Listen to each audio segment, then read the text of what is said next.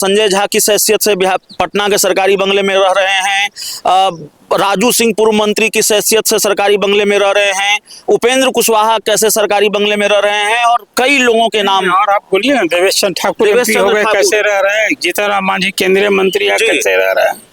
उपेंद्र कुशवाहा खुद एमपी है, वो कैसे, उनकी पत्नी के नाम और बेटा के नाम तो अलग अलग बंगला अलॉट हो गया है। कुल मिला जुला कर देखिए, एक तो सरकार को तय करना है, विपक्ष का नेता जो होता है उसको कैबिनेट मंत्री का दर्जा प्राप्त है, और जो कैबिनेट मंत्री को जितनी सब सुविधाएं मिलती हैं, सरकारी बंगला और सब चीज, वो उसकी हकदार हैं राबड़ी देवी। तो राबड़ी देवी को अभी बंगला मिला हुआ था 10 सर्कुलर रोड। सरकार ने फैसला लिया कि नहीं, ये नीतीश सरकार का ही फैसला था, मुख्यमंत्री नीतीश कुमार ने ही फैसला लिया था 25 नवंबर 2025 को, जब 10वीं बार सीएम बने कि राबड़ी देवी का आवास अब होगा 39 हार्डिंग रोड। अब ये तो सम्राट चौधरी उसी आदेश को अमल करा रहे हैं। तो कोई आप मंत्री कहे कि हम मुख्यमंत्री आवास में रहेंगे, नहीं छोड़ेंगे।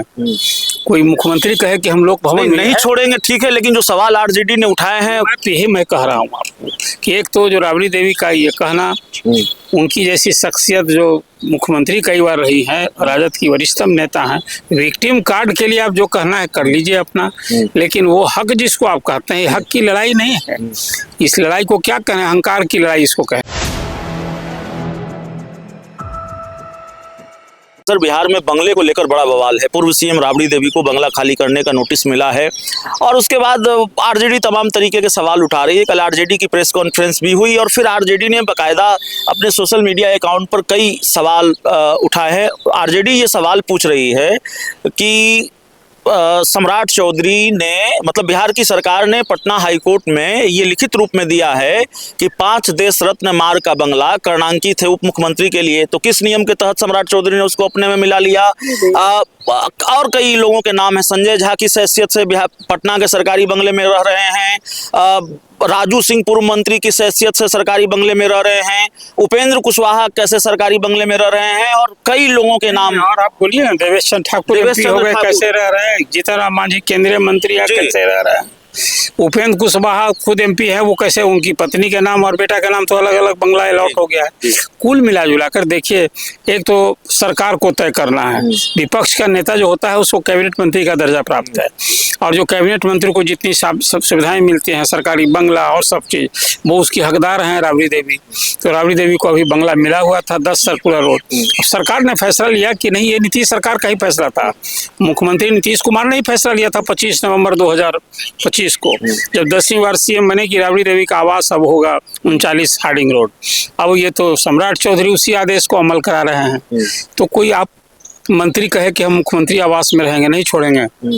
कोई मुख्यमंत्री कहे कि हम लोग भवन नहीं छोड़ेंगे, ठीक है, लेकिन जो सवाल आरजेडी ने उठाए हैं, यही मैं कह रहा हूँ आपको कि एक तो जो राबड़ी देवी का ये कहना, उनकी जैसी शख्सियत जो मुख्यमंत्री कई बार रही है, राजद की वरिष्ठतम नेता हैं, विक्टिम कार्ड के लिए आप जो कहना है कर लीजिए अपना, लेकिन वो हक जिसको आप कहते हैं, हक की लड़ाई नहीं है। इस लड़ाई को क्या कहें, अहंकार की लड़ाई इसको कहेंगे। सरकार ने जो आवास दिया है, वो आवास तो आपको जाना होगा, और वो खाली होगा ही, और करना पड़ेगा जो नियम बने हुए।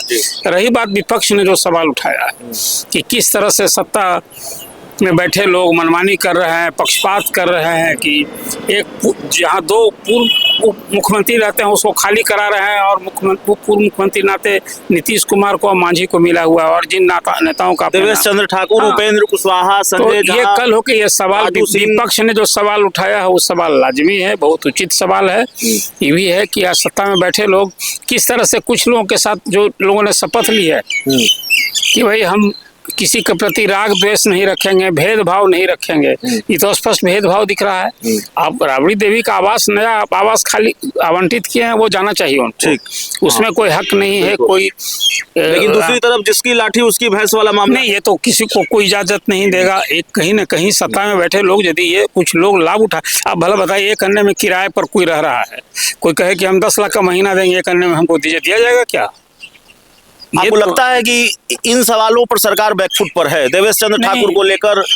और इन सवालों पर विपक्ष ने आईना दिखा दिया है कि देखिए आप सत्ता में बैठकर क्या कर रहे हैं, विपक्ष के नेता को प्रताड़ित कर रहे हैं, अपमानित कर रहे हैं, ये सब उनके अपने इशू है, मुद्दा है, वो बनाया। अब्दुल वारिस सिद्दीकी ने कहा कि प्रधानमंत्री से भी बड़े बंगले में रह रहे हैं सम्राट चौधरी। अब ये तो बड़ा बंगला तो आज कोई बना, एक और बंगला जुड़ा दिया, ये सब अब कहने भर की बात है। क्या वो तो राबड़ी देवी का आवास खाली कराने के लिए तब आज सूझी है उनको?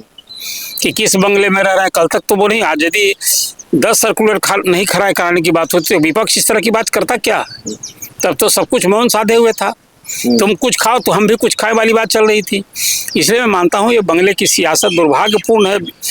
राज्य में बहुत सारे इशू पर हैं, विपक्ष का नेता बंगले की लड़ाई लड़ रही है। अब बंगला खाली करना हो तो नियम बने हुए हैं, कोई जबरन किसी सरकारी बंगले में कोई नहीं रह सकता। संजय झा को भी खाली करना पड़ेगा, देवेश चंद्र ठाकुर को। ये उनकी खुद नैतिकता का सवाल है। मार्केट रेंट दे रहे हैं, नियम बना हुआ है, लेकिन सरकार क्या कर रही है भाई? आप मार्केट रेंट किसी 2-4 लोगों को सुविधा के लिए आप ये कर रखे हैं, ये भी अनुचित है। इसको उचित नहीं ठहराया जा सकता है। आप नियम भी बना रखे हैं तो कोई किसी को कह तो रहे हैं आपको किराया पर सरकारी बंगला लेने वालों की भरमार है। सैकड़ों नहीं हजारों में लोग लेने के लिए तैयार बैठे हैं, दिया जाएगा क्या? ये सवाल एक है। इसे जो एमपी हो गया उसको एमपी आवास में रहना चाहिए, अपने निजी आवास में रहना चाहिए। और राबड़ी देवी जी को तो जो मिला हुआ है और फिर नया मिला है उसमें जाना चाहिए उनको। ये कोई बंगले की सियासत स्टेट के लिए मैं इसे दुखद मानता हूँ। तो राबड़ी देवी को बंगला खाली कर देना चाहिए, सरकार ने जो बंगला आवंटित किया उसमें जाना चाहिए। लेकिन दूसरी तरफ जो सवाल आरजेडी ने उठाए हैं वो सवाल भी अपनी जगह जायज हैं। इस पूरी रिपोर्ट में इतना ही। बहुत बहुत धन्यवाद।